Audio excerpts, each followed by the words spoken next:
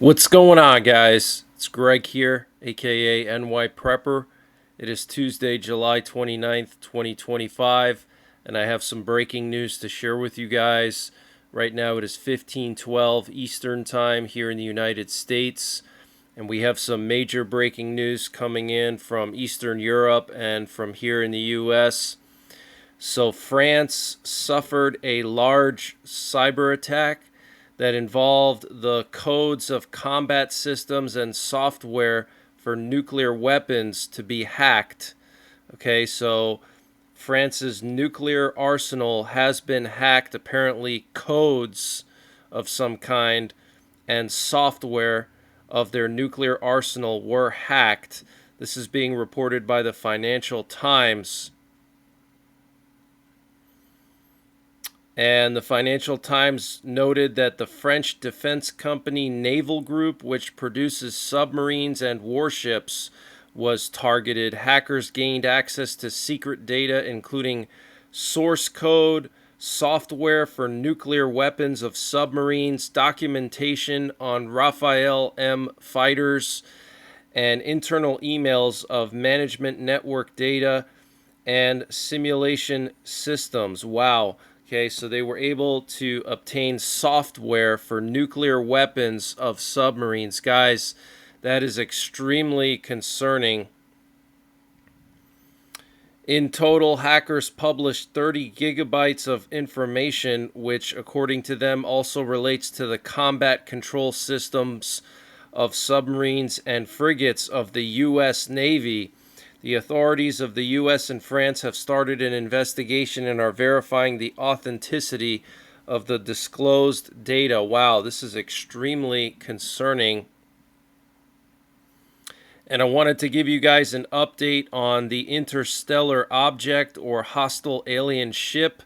Recent studies indicate that this interstellar object called 3I Atlas could be as old as 7 billion years, which is older than our solar system, according to scientists. That is absolutely insane. And yesterday we had a shooting in Midtown Manhattan, downtown New York City. A gunman killed 4 people and a police officer in a high-rise building. Now, this high-rise building had the NFL headquarters, had Chase, Blackstone, and we don't know of any kind of motive yet, but the shooter was apparently suffering from mental health issues. He had a mental health history. His name was Shane Tamura. And this update was sponsored by EMP Shield. Guys, EMP Shield has created a special discount just for you, the listeners of the NYPrepper channel. If you go to empshield.com and use the promo code NYPrepper, you can get 15% off your entire order. And why do you need an EMP Shield? Well, this is a special device to protect your vehicle, your RV, your solar generators, your radios from an electromagnetic pulse, which could be caused by a solar flare or potentially a rogue country like North Korea detonating an electromagnetic pulse weapon over the United States that's mounted onto a satellite. So protect your vehicles, protect your RV, protect your radios, protect your generators with an EMP shield. Use my promo code NYPrepper to get 15% off. Installation is super simple. This is a veteran-owned business, 100% American-made, and the EMP shields have been tested by the military, okay? And free shipping is included to the entire continental United States. And the link and the promo code are in the description below this video. And the shooting happened at 345 Park Avenue, a 44-floor building. He killed 1 police officer and 3 civilians before he turned the gun on himself, NYPD Commissioner Jessica Tisch said Monday night. 1 person was shot and wounded, and 4 more sustained minor injuries while fleeing, Tisch said. Tamura, who worked as a security guard at a Vegas casino, double-parked a vehicle with Nevada plates outside the office building before storming it with a rifle in plain view, according to cops and photos from the scene. He sprayed bullets through the lobby, shooting the majority of the victims before heading to the 33rd floor, where he shot his final victim before killing himself, Tisch said.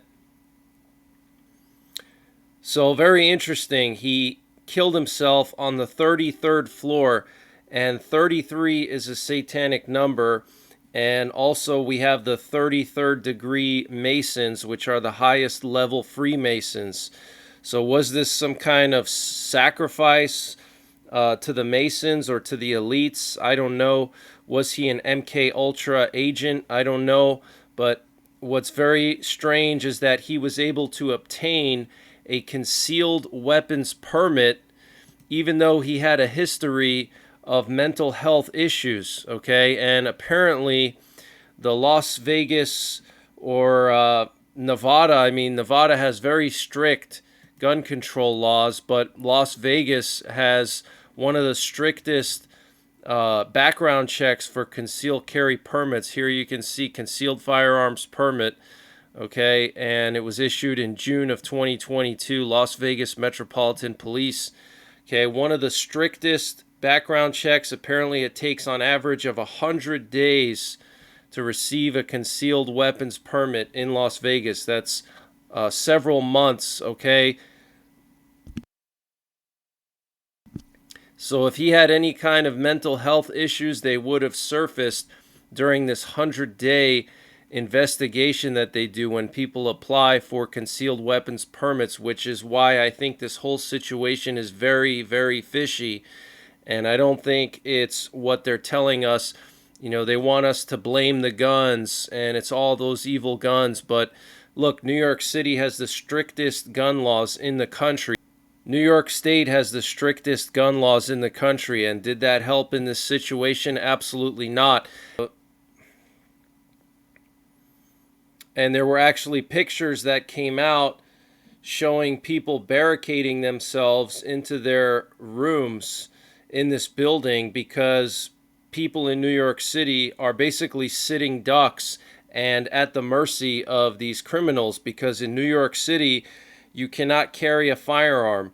Okay, they don't give out firearms permits to people unless it's just for hunting, and even then it's very difficult to get, and you certainly cannot carry that concealed or open in New York City. Okay, so you are not allowed to defend yourself in New York City. You're not allowed to carry any kind of weapon. Even a pocket knife is illegal in New York City. Okay, you can't even carry pepper spray. All right, so these people were basically sitting ducks, and for somebody like this, it's like shooting fish in a barrel. Okay. So, very strange situation, though. How did this guy get a concealed firearms permit in Las Vegas, which has one of the strictest background checks for concealed weapons, and they missed his mental health history? Very, very strange. And so apparently the NFL headquarters is at this building, Blackstone, some other kind of financial management company, Rudin Management or something like that.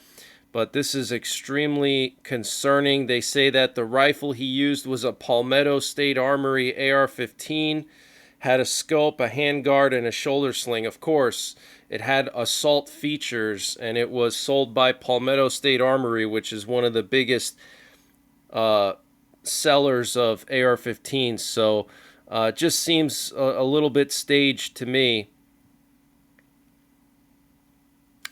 And we have some very concerning news coming out of Eastern Europe. So an unidentified drone suspected to have come from Belarus entered into Lithuanian airspace on Monday, according to a local outlet. Darius Buda, a representative of Lithuania's National Crisis Management Center, told public broadcaster LRT that a drone was spotted at an altitude of approximately 650 feet near the capital city of Vilnius. This morning, residents received reports about a drone that most likely flew into the territory of Lithuania from Belarus. Buda told the outlet police have activated all forces. Okay, so this is very, very concerning, guys. A drone came from Belarus, flew into NATO airspace as low as 650 feet. Okay, that's like right above the treetops, right above buildings, into the capital of Lithuania, Vilnius. Now, NATO is dismissing this, and they're saying that, oh, this was the result of jamming, and that drone was actually intended for Ukraine, but it flew right into Lithuania instead. Guys, that makes absolutely no sense whatsoever. Okay, first of all, Belarus does not launch drones at Ukraine. Russia does, okay? So that makes absolutely zero sense. And if jamming caused its guidance systems to be thrown off, why would it fly towards the capital at 650 feet and then magically turn around and fly back into Belarus? They're not telling us all the information because they want to contain the panic. Okay, but this was a clear violation of NATO airspace by Belarus and or Russia. They sent a drone to the capital of a NATO country, flying as low as 600 feet, which, by the way, is very dangerous. That could cause a crash. That could cause airplanes to collide with this thing, or helicopters. Okay, that's already in regulated airspace. Once you go above 400 feet, that's already considered to be like airplane airspace, okay? So this thing was flying just above what like hobby drones would be able to fly legally. All right, here in the US at least is 400 feet. Above that, you need a commercial license and special permissions, okay? So this thing was flying very low, very unusual. Obviously, the Russians are doing reconnaissance of the capital of Lithuania, Vilnius, and that's because they're going to try to take it over and invade and take the capital, because Vilnius is only 20 miles from Belarus, okay? Russia could storm the border and capture Vilnius in probably 2 hours. And what's also interesting is that the Belarus Ministry of Defense came out today with a statement saying that an unidentified drone crashed in Minsk.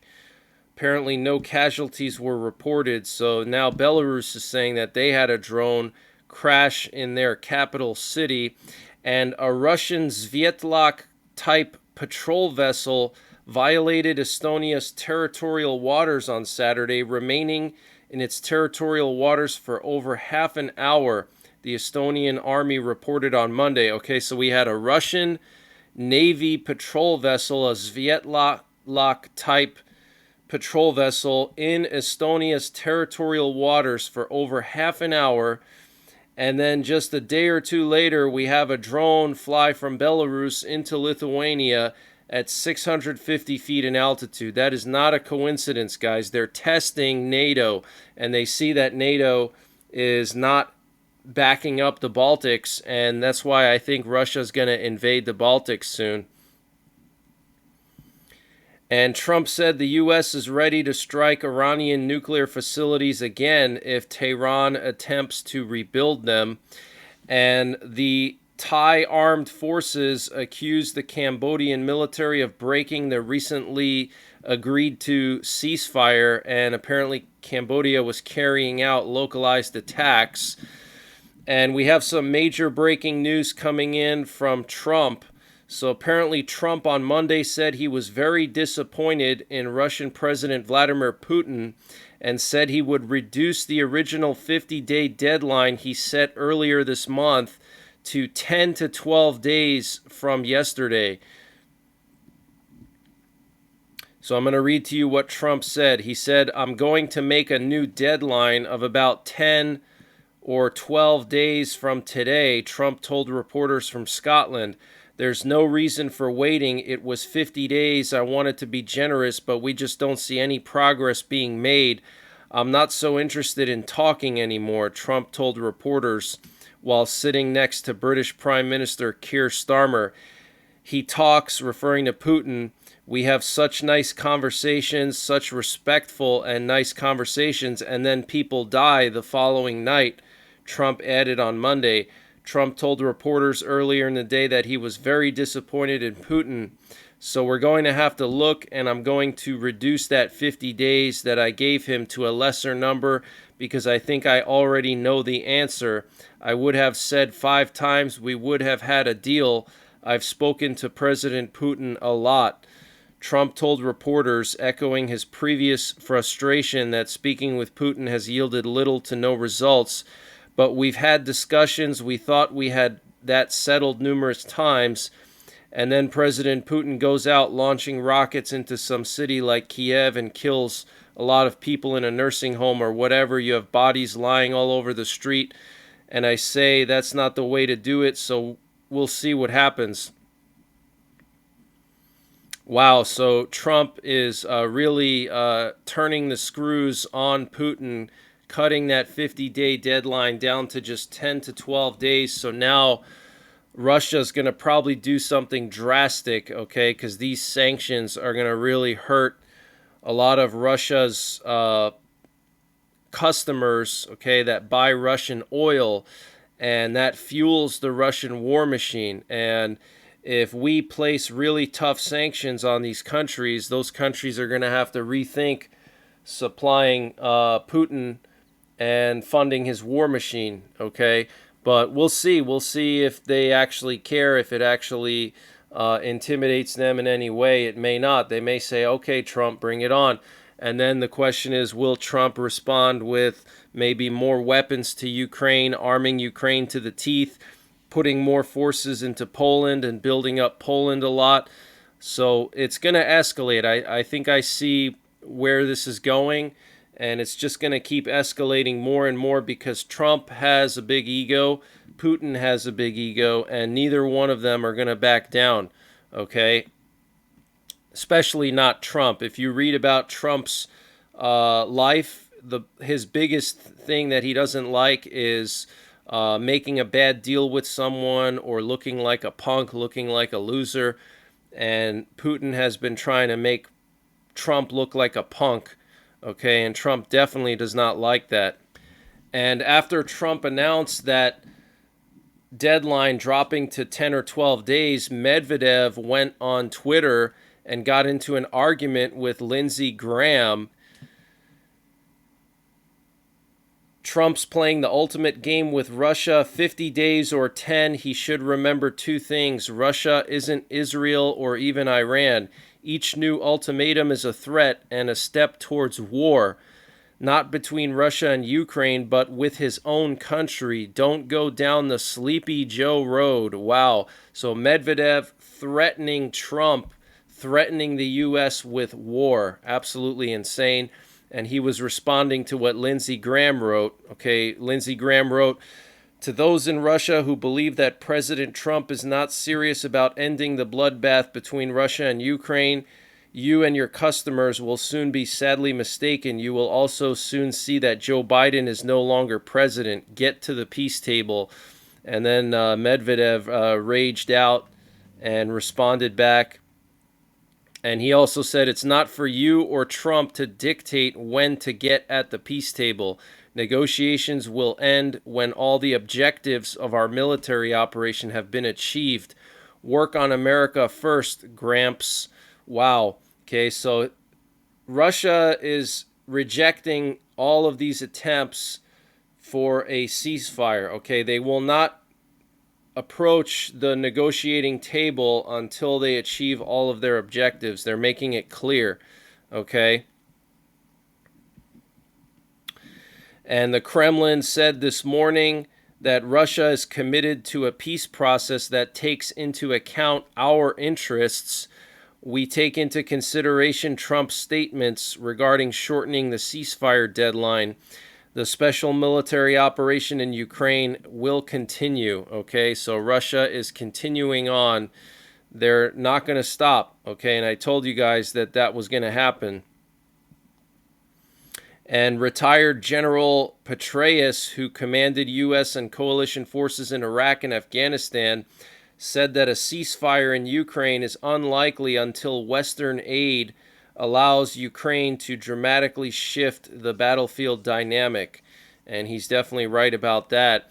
And last night, Ukrainian forces reported that 324 Iranian drones attacked their country, and also several cruise missiles and hypersonic missiles. Apparently, Ukraine shot down 309 of the 324 Iranian drones.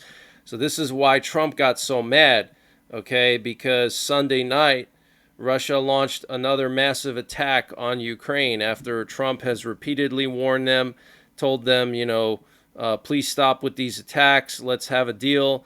And Russia just continues with these massive attacks on civilian areas. Keep in mind, Russia is attacking civilian areas with these massive drone attacks. Okay, they're not going after military facilities. They're going after 75% civilian targets, 25% military targets, okay? And Bloomberg has now confirmed that the U.S. has moved B-61 nuclear gravity bombs to the UK. This is something I reported last week, and people were saying that it was fake news, that I didn't have good sources. Well, now Bloomberg is reporting that.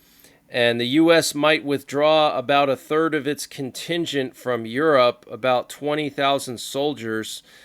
And we're hearing that there's new activity detected at a tunnel entrance at the Isfahan nuclear facility in Iran. So potentially Iran is continuing to enrich uranium at Isfahan. Now, Isfahan was not hit by the bunker busters. It was hit by the Tomahawk missiles in the strike. So the Tomahawk missiles mostly attacked the entrances to the tunnels and the above ground buildings, but not underground. So there's still enriched uranium in Isfahan, and the Iranians piled a bunch of dirt on all the tunnel entrances before the strike, and looks like now they've reopened those tunnels, and looks like they're back open for business now.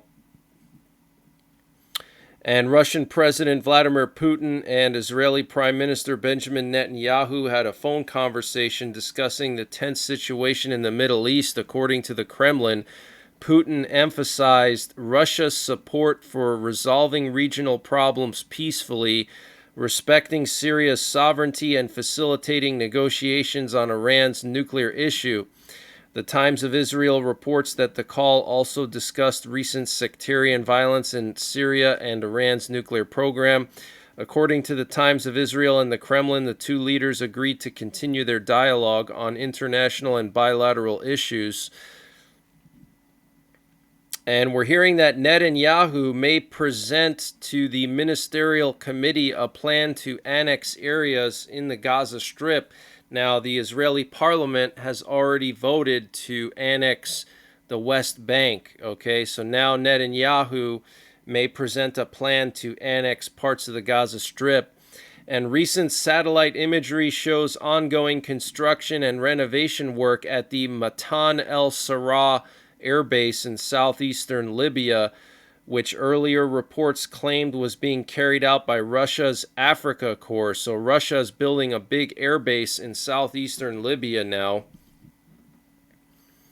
And the EU has warned Ukraine about suspending financial support if the Ukrainian government does not restore the independence of the agencies responsible for anti-corruption activities. So the EU is not happy with Zelensky and the law that he signed like a week or 2 weeks ago, disbanding some of the anti-corruption agencies.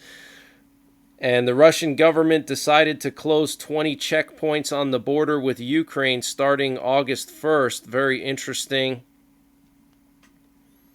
And Ghislaine Maxwell appealed to the U.S. Supreme Court to overturn her sex trafficking conviction, arguing she was protected under Epstein's 2007 plea deal, which promised no charges against his co-conspirators, named or unnamed. Now, Ghislaine Maxwell is being given limited immunity because she is going to be testifying soon.